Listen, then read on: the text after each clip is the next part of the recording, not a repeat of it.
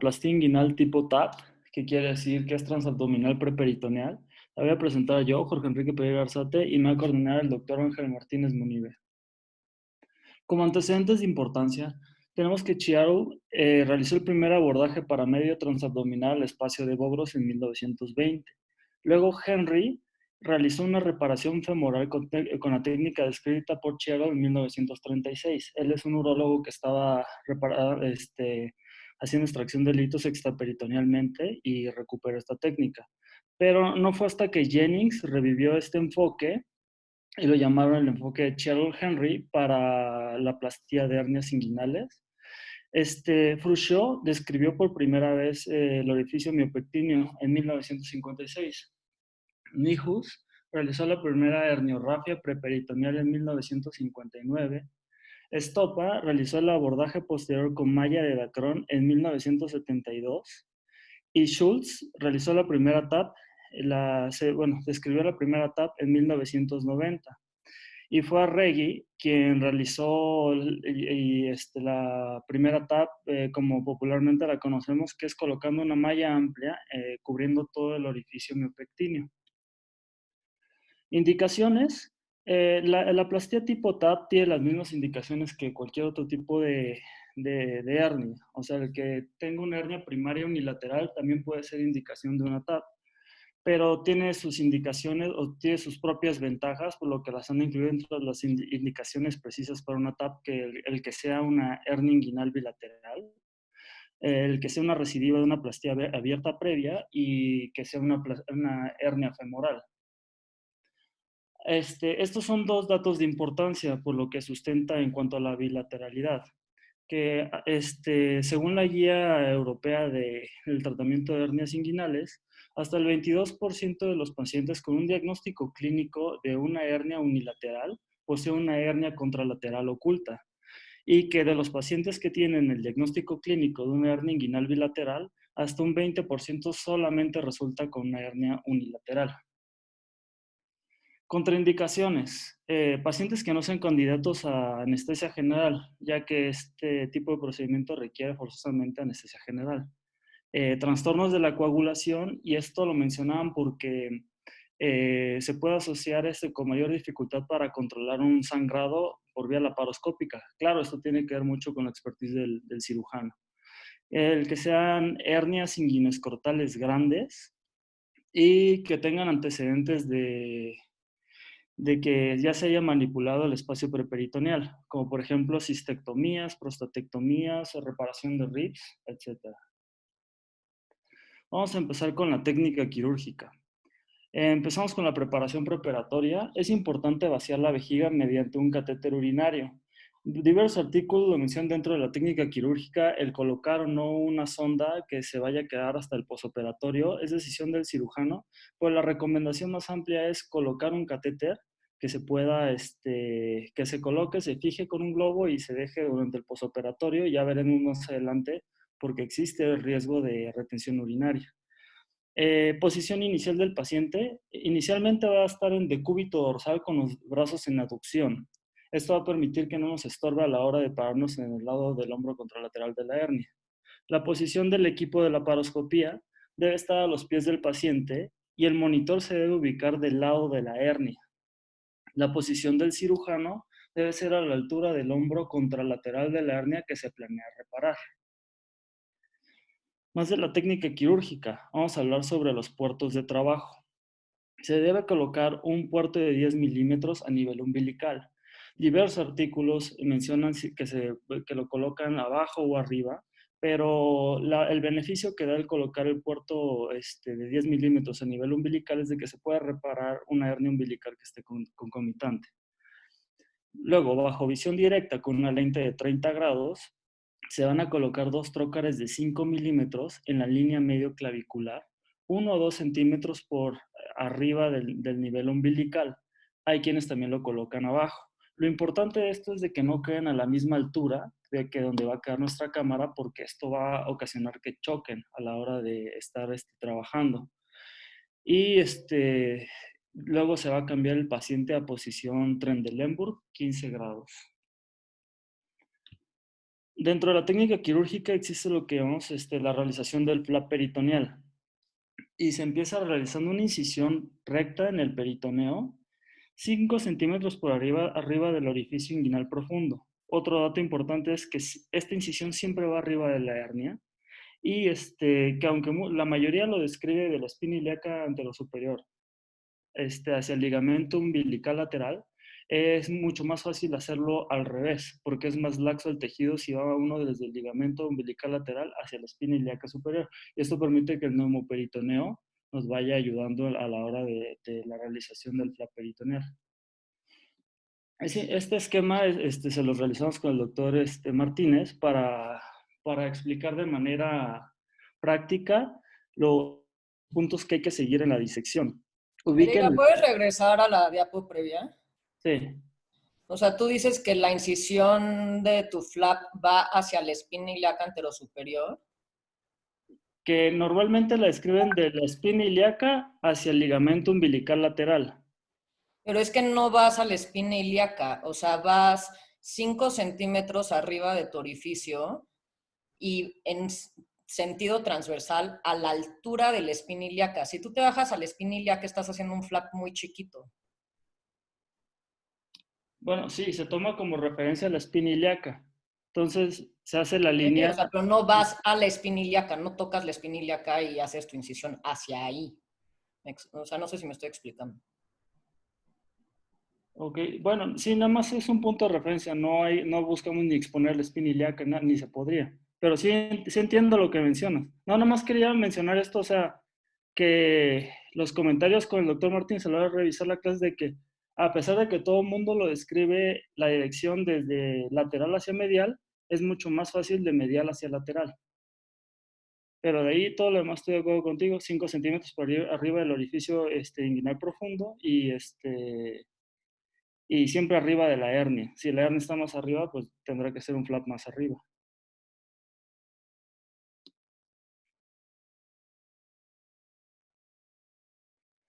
Ok, el cuadro de arriba que colocamos marcado como vasos epigástricos, esta línea punteada como el tracto iliopúbico, el cuadro de la derecha que dice vasos gonadales y el cuadro izquierdo marcado con conducto deferente, nos marca una Y invertida. Importante, ubíquense que ahorita todo lo vamos a explicar del lado derecho.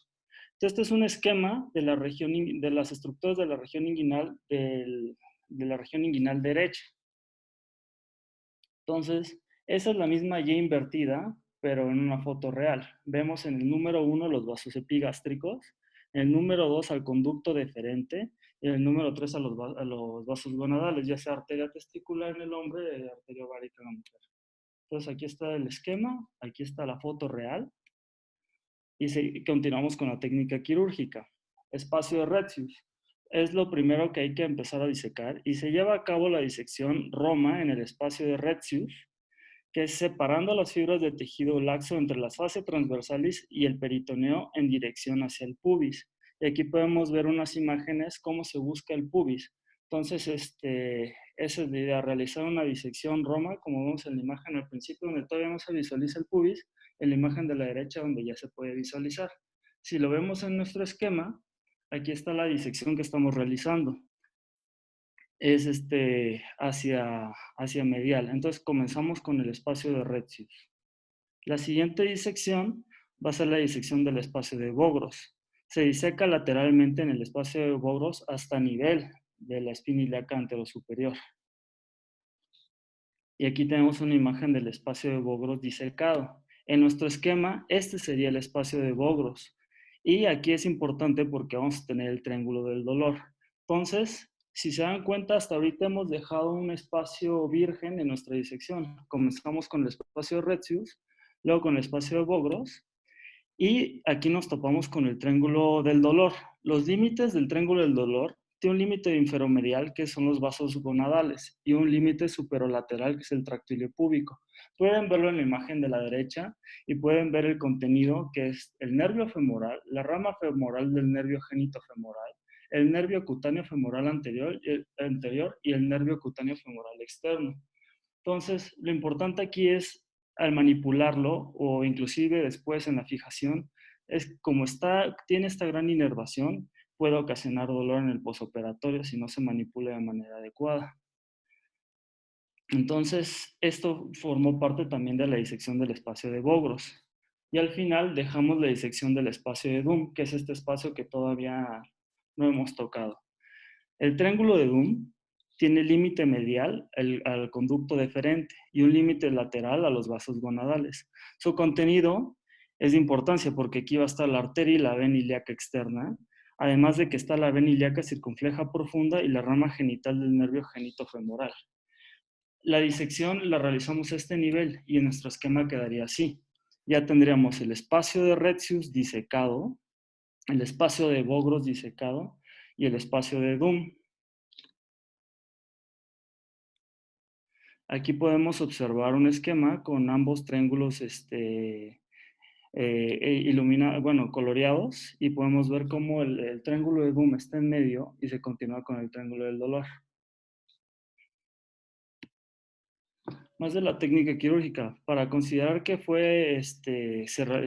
ya concluimos con la disección, debe quedar adecuadamente definidos el ligamento de Cooper, ligamento de Gibernal, la corona mortis y la vena ilíaca externa, para que podamos decir que ya se realizó una adecuada disección.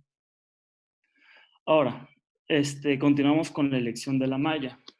Esto lo saqué de la guía Europea Internacional del Manejo de Hernia Inguinal. Ellos mencionan que de preferencia debe ser un monofilamento, aunque también se podría utilizar poliéster, ¿no? Pero en sí, la malla ideal para mejor integración y demás es monofilamento. Que sea de un tejido amplio. Y ellos mencionan que un tejido amplio mayor de 1.5 milímetros, que actualmente ya no se considera el peso, porque, porque no existe gran relevancia a largo plazo, pero más que en el posoperatorio inmediato y en los próximos días, pero a largo plazo ya no tiene, no tiene sustento el que sea una malla ligera o no. Lo que sí se sabe es que las mallas ultraligeras están contraindicadas en hernias directas grandes y ellos hablan de hernias directas grandes cuando son más allá de 3 centímetros. También mencionan que no se recomienda usar mallas convexas porque se asocian a erosiones y que la malla debe ser plana de preferencia.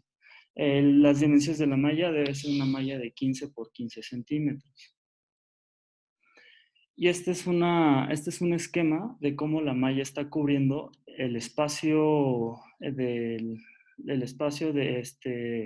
triángulo de Hesselberg, donde están las hernias directas, espacio indirecto y también el femoral. Ok, ¿hay alguna pregunta hasta ahorita?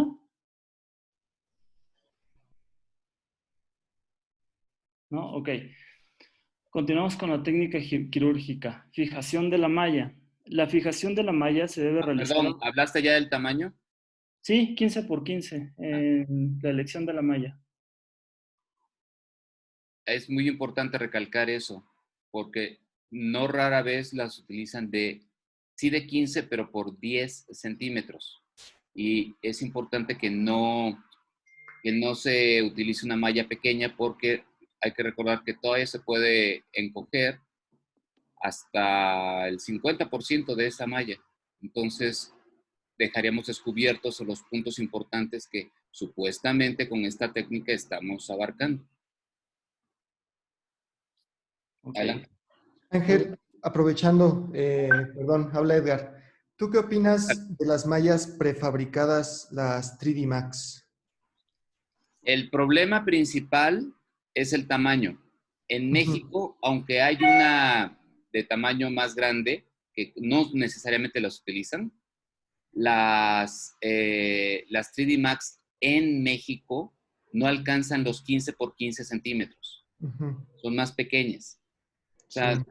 el problema ahí, independientemente de que esté preformada o no, es que el tamaño no alcanza a cubrir todo.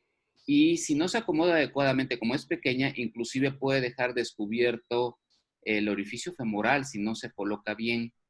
y definitivamente jamás va a alcanzar a cubrirse el orificio obturatriz, cosa que sí se hace, de hecho, rutinariamente cuando se utiliza una malla plana de estas dimensiones, de 15 por 15.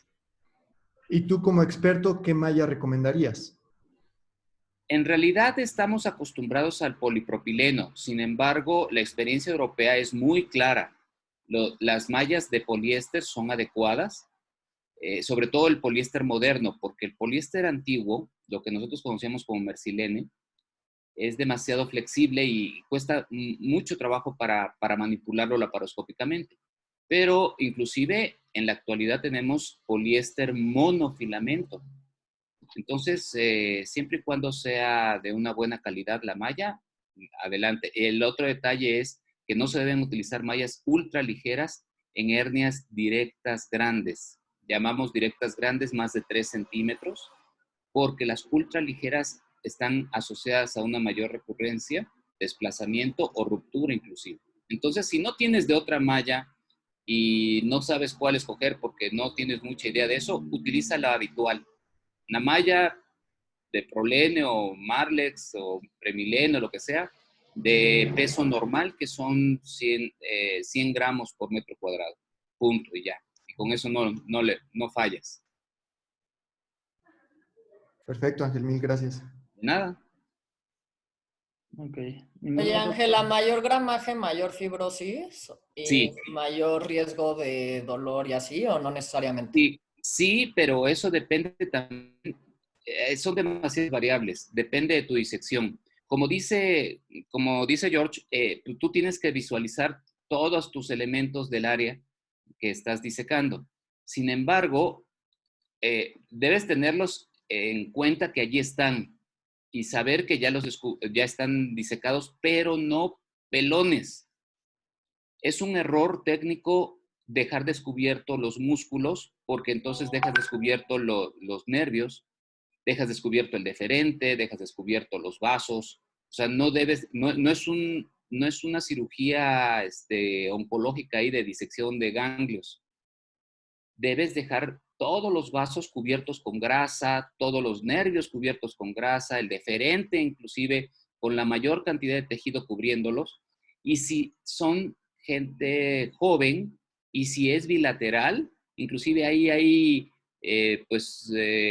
opiniones encontradas de que si es seguro o no hacer este tipo de cirugías, por la posibilidad de que la fibrosis de la malla pueda atrapar, por ejemplo, y cerrar el deferente. Entonces, la recomendación es que en esos casos, y siempre y cuando no es una hernia grande ni recurrente grande, sí utilices la malla con la menor posibilidad de inflamación, o sea, de menor gramaje posible, o inclusive de poliéster, ¿no? Que es una buena opción.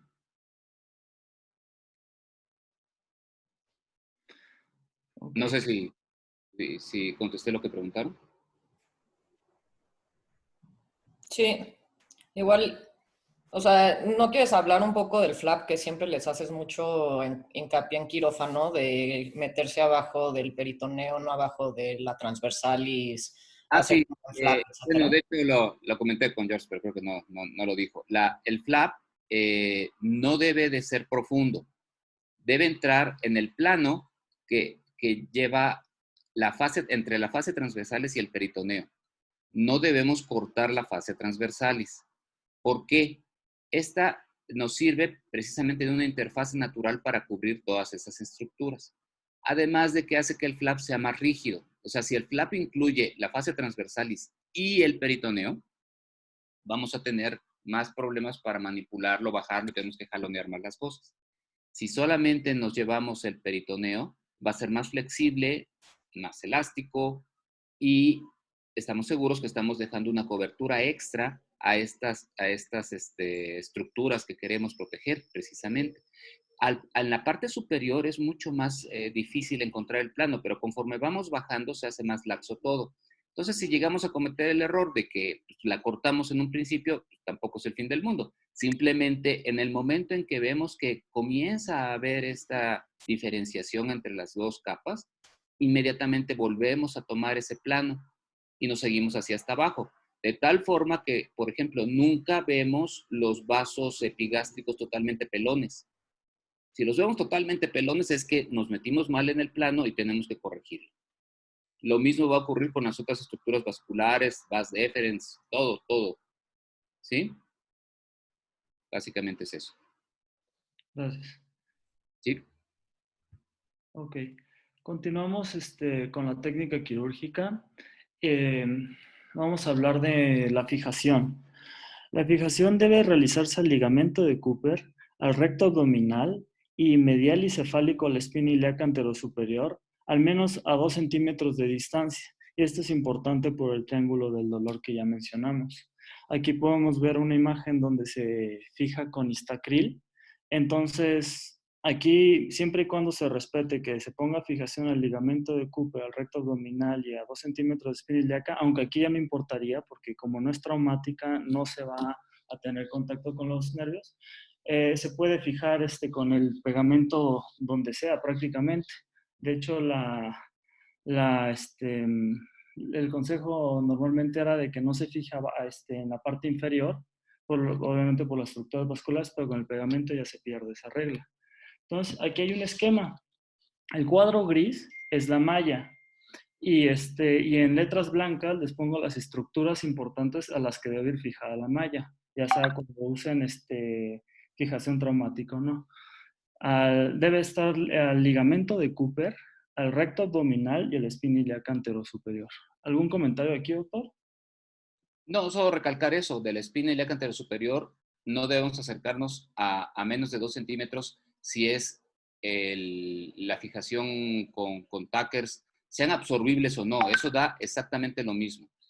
Porque luego vendieron la idea falsa de que si es un tac absorbible, entonces ya no hay problema con el daño a los nervios. El daño es el mismo, solo que en uno se va disolviendo el tac y en el otro queda permanentemente ensartado el nervio. Entonces debemos tener cuidado con los dos. Y poner la menor cantidad de tacs posibles. O sea, la menor cantidad son 3 o máximo 4. Si se ponen más de 8, no recuerdo si son 8 o 10, hay un artículo que demuestra que con una cantidad superior a esa, la posibilidad de daño y lesión o con dolor permanente se multiplica exponencialmente. Doctor, gracias. Sí, eran 8 tackers, más de 8 tackers se asociaban a mayor dolor. Pero con 3 o 4 es suficiente, no necesitas más. Sí, con 3 abarcando estas, lo que escribimos en letras blancas. Mientras Y bueno, perdón, hacer hincapié, es ligamento de Cooper, no hueso pubis, no atravesar el periósteo, porque a veces piensan que todo lo blanco que se ve allí, eso es el Cooper. No, lo blanco que se ve es el hueso pubis. Y la parte superior, cartilaginosa, elástica, más o menos, esa parte es el Cooper y ahí es donde se van a engrapar. Y, por ejemplo, también te comentaba con la clase, es la fijación de Johnson que se llama Secure Strap, que son absorbibles, está diseñada precisamente, porque luego dicen, es que no sirve porque no penetra. Sí, está diseñada para que no penetre el periósteo. Entonces, si tú le estás poniendo el periósteo, va a rebotar esa cosa y no va a entrar. Y donde sí va a entrar es en el ligamento de Cooper y en el resto de las estructuras musculares donde sí se pueden poner. Entonces, es por eso. Y luego hay quienes les gustan las que son metálicas porque esa sí penetra lo que sea. Claro, te puede penetrar hasta el dedo porque sí. Esa es otra. No debemos dejar caer así el peso del cuerpo empujando para disparar el tacker al tiempo que les hacen contrapresión con el ayudante haciendo todavía todo el peso del cuerpo sobre el paciente porque terminas atravesando al paciente de lado a lado. Literalmente tenemos tomografías donde los tackers, sobre todo metálicos, llegan a la grasa subcutánea. Y evidentemente el tejido que queda prensado entre esto, o sea, si alguna vez disparan un tacker metálico en un foamy, se van a dar cuenta que queda sumido, como un hoyo negro, así que queda deprimido, así, pero es permanente. Y evidentemente si a alguien le pellizcan su tejido con algo metálico permanente, pues le duele. Así que exactamente eso es lo que pasa con la pared y los músculos. No necesariamente atrapando nervios, con que aplasten el músculo es suficiente. Entonces, por favor, no lo hagan. Todos los tackers tienen un mecanismo de expulsión como catapulta. Entonces, con ese mecanismo es suficiente para que penetre. No debemos hacer estas maniobras extra. Cuando mucho, poner el dedo del otro lado para ubicar en dónde lo estamos poniendo. Nada más. Eso no quiere decir que suman el dedo y aparte le dejen caer el peso del cuerpo cuando disparan. Eso es un error. Es una obsesión que se tiene porque si piensan que si hacen eso va a quedar mejor fijado. No es cierto y lo único que hacemos es dañar al paciente. Vale, continuamos con... Ok, entonces ya disecamos, ya colocamos la malla, ya la fijamos, ya independientemente del mecanismo que se haya utilizado. Lo que viene a continuación es el cierre del flap peritoneal. Entonces, el cierre del flap se puede realizar mediante el uso de sutura continua con material absorbible, puntos interrumpidos o inclusive con grapas, aunque este es el método menos recomendado porque se asocia a mayor tiempo de recuperación y el tiempo son 2 semanas más que cuando se cierra con sutura. En la imagen podemos observar cómo se está cerrando el flap peritoneal con sutura continua y esta es no barbada. Se está realizando puntos de abajo para arriba. Hay diferentes técnicas, hay quien lo cierra de arriba para abajo. ¿Algún comentario al cierre del flap, doctor? No, solo la recomendación importante es esa, tratar de no hacerlo con tackers. Muchos lo hacen para ahorrar tiempo o porque les molesta hacer la sutura. Si lo hacen así como está la foto ahorita, podemos ver cómo es una aguja que perfectamente cabe por un trocar de 5, porque está esquiada. Y al hacerlo de abajo hacia arriba y simplemente girando el eje del propio portagujas, es muy sencillo hacer este cierre. Si lo hacen al revés y la aguja tiene el medio círculo completo, se vuelve muy complicado. Por eso esa técnica no les gusta o lo han medio abandonado y ponen tackers. La recomendación es que no. Ahora, si se hace con barbadas, pues también, o sea, se puede hacer la aclaración de que sí ha habido reportes de complicaciones por las barbas. Como parte de esas barbas quedan expuestas hacia la cavidad peritoneal, ha habido erosiones o adherencias hacia el intestino. Entonces, tampoco es decir que todos lo van a hacer, pero pues tratar de hacer la cirugía lo más seguro posible. De por sí hay detractores que buscan cualquier debilidad para atacar. Entonces, pues no hay que darles esa oportunidad, ¿verdad? Y tratar de hacerlo lo mejor y más seguro posible. Acuérdense, la seguridad es lo más importante para el paciente. Y Angelito, ¿tú empiezas de derecha a izquierda a cerrar el flap? Siempre, si uno es derecho, le recomiendo que sea de derecha a izquierda independientemente del sitio que sea. O sea, hernia derecha, hernia izquierda, como sea, háganlo de derecha a izquierda. Porque si no, su sutura les va a quedar enfrente, les va a estorbar y están peleándose para poder suturarlo. Obviamente, si son zurdos, pues lo harán al revés, independientemente del lado. Siempre hay que suturar los derechos, ¿verdad? De derecha a izquierda y de arriba a abajo. Esto aplica en piel, en aponeurosis, en peritoneo, o en intestino, o en lo que quieran. Muchas gracias, Angelito. De nada. Ok, continuamos. Entonces ya vimos la técnica quirúrgica y ahora vamos a comparar la plastía laparoscópica. En algunos puntos vamos a incluir tanto TAP como TEP contra la plastía abierta, que en general como el que utilizan es como gold standard es la plastía de Liechtenstein, es la que más se menciona en las guías europeas. Cuando es TAP contra abierta, normalmente es Liechtenstein. Entonces, empezamos con la reincorporación a actividades deportivas, la laparoscopía versus la abierta.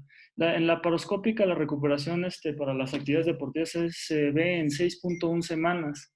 En cambio, en una plastía abierta es hasta de 17.7 semanas. En caso de hernias inguinoescrotales, se prefiere la técnica abierta con malla Y esto es debatible, puesto que ellos mencionan que para hacerlo por laparoscopía requiere de gran experiencia. Entonces, si el cirujano cuenta con la experiencia, es posible realizar una TAP, pero en general se recomienda que para hernias inguinoescrotales se realice con una plastía abierta.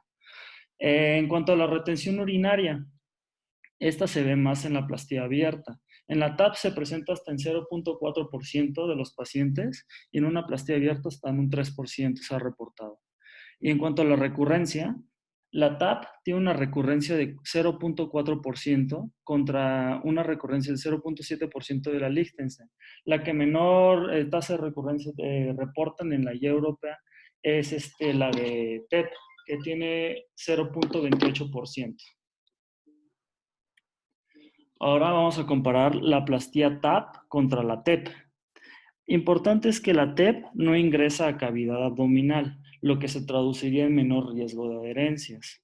La TAP, en cambio, nos permite revisar el lado contralateral, cosa que la TEP no. Entonces, por eso es como con una indicación muy particular la lateralidad. Y como ya vimos, que aunque el paciente tenga clínica de una hernia inguinal unilateral hasta en el 22%, durante la cirugía se encuentra una hernia contralateral.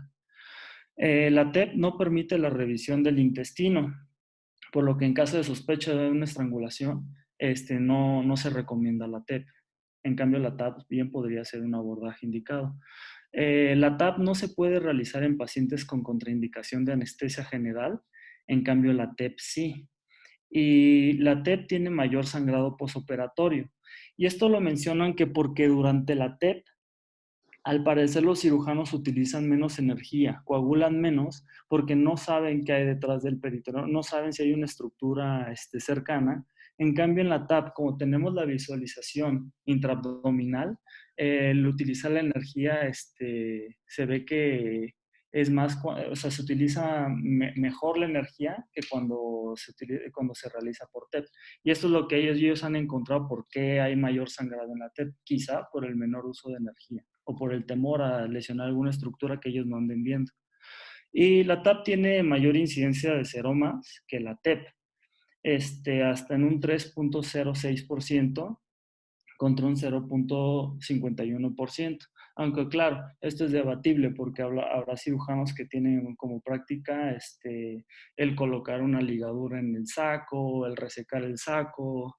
Habrá varias técnicas que podrían disminuir esto, pero en general esa es la incidencia que se tiene de 3.06%.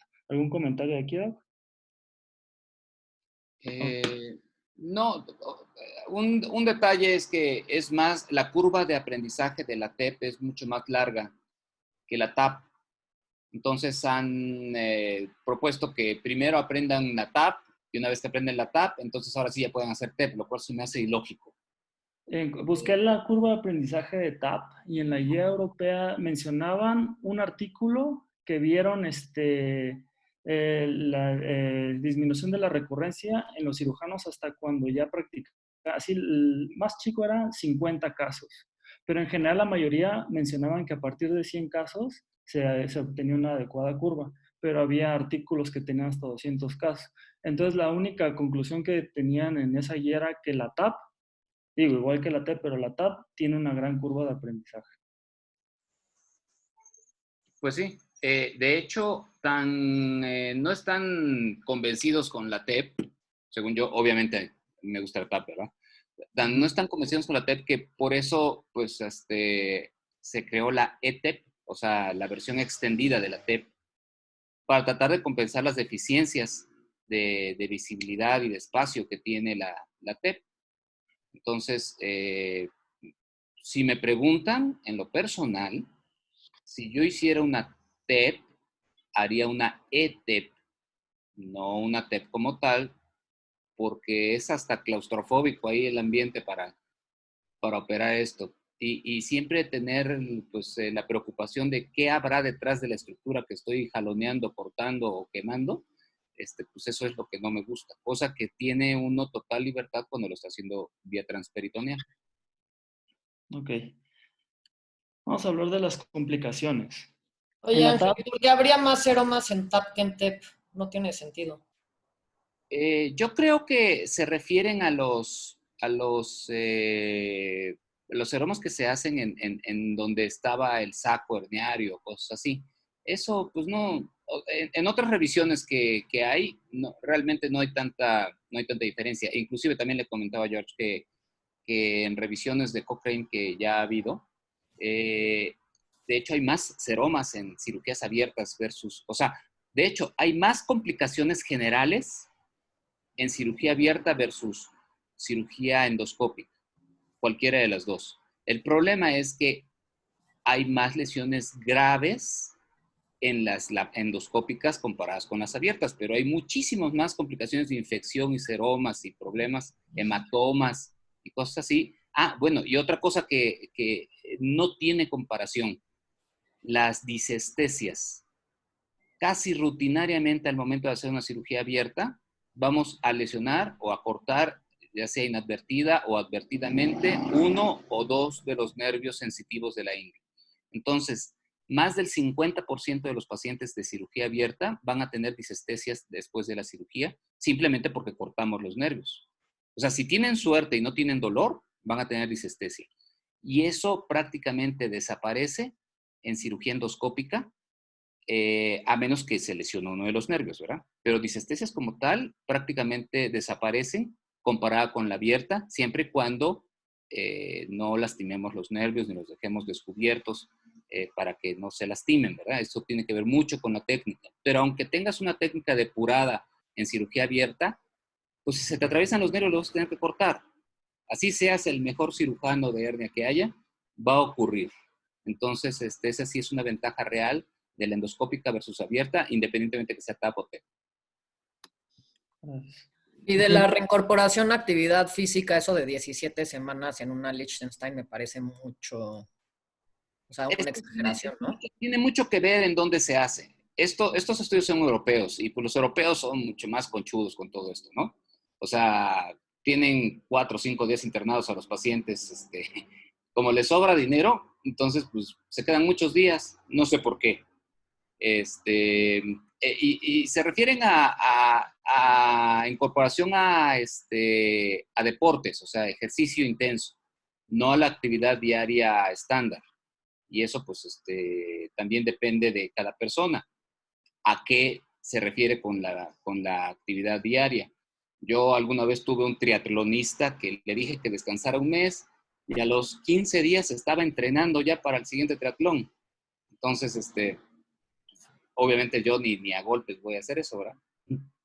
No corro ni las cortinas en las mañanas. Entonces, cada persona es diferente, pero se les dice, así tal cual, que realicen sus actividades físicas ad libitum, que solamente si hacen algo y sienten molestia, eso sería el freno.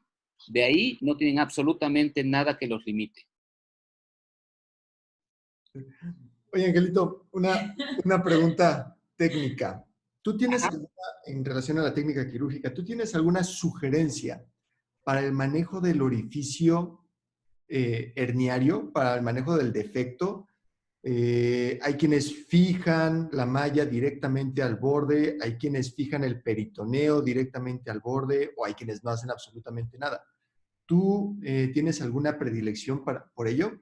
Y sí, de hecho, como tiendo a no fijar con tacers, entonces si hay un defecto grande, sobre todo los directos, así como se hace la técnica para cerrar el peritoneo, se hace exactamente lo mismo tomando el saco y la parte más, digamos, pues superficial del defecto, sin que necesariamente sean los bordes o el anillo, porque puede haber nervios por arriba y por abajo. Entonces, es el saco lo más cercano que se pueda al borde de la herida, del defecto, y se hace una especie de plicatura. No tiene que estar perfectamente cerrado. Lo que queremos es reducir el área del defecto. ¿Para qué? Entonces, para que la malla tenga más soporte de tejido, aunque sea tejido de mala calidad y no sea algo que nos sirva como plastía. Simplemente es para que la malla no esté apoyada sobre el aire, ¿no? Sobre el vacío. Esto ya hay estudios que han demostrado cómo prácticamente abaten la aparición de seromas en estos pacientes y al no fijar la malla con Tackers, tenemos una malla mucho más estable, que no se va a ir a ningún lado y con la pura fijación no invasiva con pegamento es más que suficiente para que se quede en su lugar. Gracias, Ángel. De nada. Las complicaciones, entonces, seromas hasta en un 3 o un 6%, según la Guía Internacional Europea. Hematomas en un 8%. Dolor crónico es aquel que se reporta más allá de 3 meses, presente en un 0.6%. Retención urinaria hasta en un 0.4%. Y la recurrencia hasta en un 0.4%. Ahorita les voy a poner un video de una plastilla TAP, nada más para poder recordar lo que ya mencionamos. Ok, entonces se comienza, en este video podemos observar cómo realizan la incisión del peritoneo de lateral a medial y buscan lo primero la disección del retius. Vean cómo nada más separan el tejido laxo hacia superior para tener el puro peritoneo hacia abajo y cómo se ve el saco herniario ya disecado en la porción inferior. Aquí se ve cómo terminan de liberar el conducto deferente y cómo, si observan acá, se tiene ya disecado tanto espacio de Bogros como espacio de Retzius y la disección del triángulo de Doom.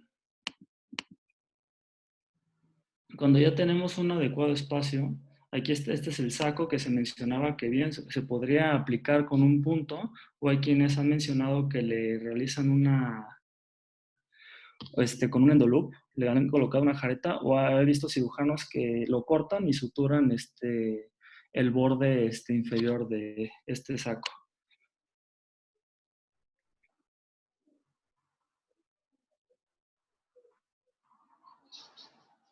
Ok, aquí podemos ver cómo introducen la malla. Y en esta ocasión podemos ver que al ligamento de Cooper utilizaron la fijaron con fijación traumática. Luego realizan la fijación de la malla superiormente y ahora el flap. Y este flap, como ya habíamos mencionado, que hay personas que lo fijan con tackers, podemos ver cómo lo fijan con grapas. Importante, si pueden ver aquí cómo se asoma la malla, por ejemplo, una de las cosas que se podría mencionar, o que no es uniforme el cierre del flap al utilizar el cierre traumático. En cambio, con la sutura es más uniforme y queda menor expuesta a la malla, como en la imagen que estábamos viendo. Una cosa, ahí claramente se ve como la malla es muy pequeña. Sí. Evidentemente no tiene 15 por 15 centímetros eso. Entonces, cuando ocurre eso, pues no logramos cubrir todo el orificio miopectíneo, entonces se nos puede ir alguno de los espacios. Puede que cubra muy bien el área directa, pero no la indirecta, o al revés, o que de plano no cubra las posibles hernias femorales que se podrían formar en un futuro. Ok. Hay varios videos, el problema es de que es difícil encontrar un video, a menos que sea del ABC, que se cubran todos estos pasos, que sea fijación atraumática, que sea sutura del flap peritoneal, que sí lo fijen al Cooper y no al pubis. Estuve revisando y digo, además de que eran muy largos los videos, no cumplían con todo. Pero bueno, esa es una clínica aquí que les comparto nada más para que pudieran ver como que un repaso de lo que mencionamos en vivo. Y las conclusiones de esta clase es que es una técnica segura, es sistematizada y reproducible. La TAP es de elección por hernia inguinal bilateral y ya vimos por qué, tanto el porcentaje por la que existe una hernia contralateral, también porque esta sí nos permite visualizar ambas hernias, inclusive teniendo el diagnóstico de una hernia inguinal bilateral, aunque se haga el abordaje abierto, existe hasta un 20% de probabilidades de que siempre no tenga la hernia contralateral. Y digo, en cuestión de abordaje abierto, sería una incisión que se pudo haber evitado. La TAP También es excelente opción para hernias inguinales primarias unilaterales, aunque esto depende mucho del contexto del hospital en el que se encuentre uno ejerciendo, porque hay hospitales que nada más permiten una TAP, si es que se sustenta, ¿no? Si se sustenta el beneficio, pero si se cuenta con el recurso, bien también puede ser de primera intención no realizar una TAP.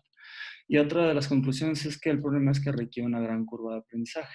Como mencionamos, hay un estudio que menciona que a partir de 50 casos ya se tiene reduce radicalmente la recidiva, pero hay artículos y la mayoría son 100 casos o 200 casos. Eso es muy discutible, Uh-huh. también dependiendo de qué estamos hablando. Una cosa es alguien que no tiene experiencia en cirugía laparoscópica, lo cual cada vez es más raro, afortunadamente. Otro es pues la residencia actual, que pues, es parte integral del aprendizaje en la cirugía endoscópica. Entonces, no es lo mismo a que nuestros maestros cuando tuvieron que aprender esto, a un residente actual que esto lo ve como algo de todos los días. Y no es lo mismo si lo está viendo constantemente durante su aprendizaje en un hospital donde se hace en forma rutinaria a donde se hace en forma esporádica. Y no es lo mismo a que sea ya un cirujano egresado y que esté coacheado por un experto. Entonces, hay gente en Alemania que dice que con que tú tengas 10 procedimientos coacheados es más que suficiente, considerando que tienes ya una expertise adecuado de cirugía endoscópica y que es un procedimiento que tú lo has estado viendo. ¿Sí? Entonces, es muy discutible todo eso, no se han puesto de acuerdo. Pero cada vez le bajan. Sí. Siempre no. Al principio siempre decían, no, más de 200 o 300 casos. O sea, ya cuando llegas a los 300 casos, pues ya te retiraste, ¿no? Sí, pero digo, en general la conclusión y sobre todo de la guía internacional del tratamiento de hernias, la guía europea, dice eso, que requiere una gran curva, ¿no? Sobre todo en TEP, menos en TAP. Ángel, ¿Sí? una pregunta en relación a las recurrencias. ¿Sí? ¿Algún consejo para operar una RETAP? ¿O prefieres ya operarlo abierto? Bueno, en general, la recomendación es que si es una cirugía, una primera recurrencia y se hizo endoscópica, ya sea TAP o TEP, para que no te metas en problemas, hazlo abierto. Y si tienes una recurrencia abierta, es una condición casi ideal para hacerla endoscópica.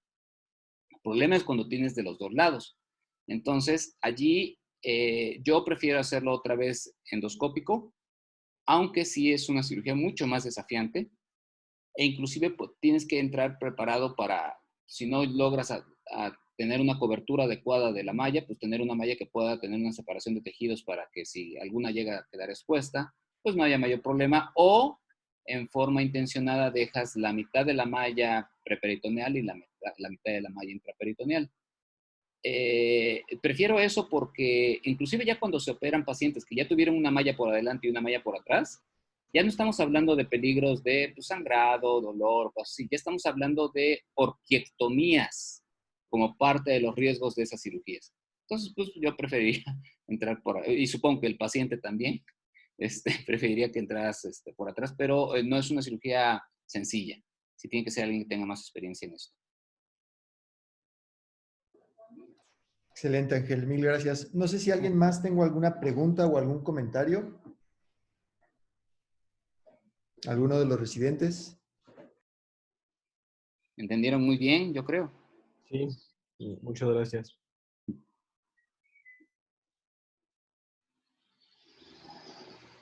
Pues listo. Vale. Gracias, doctor. Gracias a todos. Hasta luego. Ángel, muchísimas gracias por Todavía. acompañarnos y Nada, con gusto. por la experiencia y la dedicación a los residentes. Muchas gracias, doctor. Gracias, Angelito. Nada, hasta luego. Bye. Bye.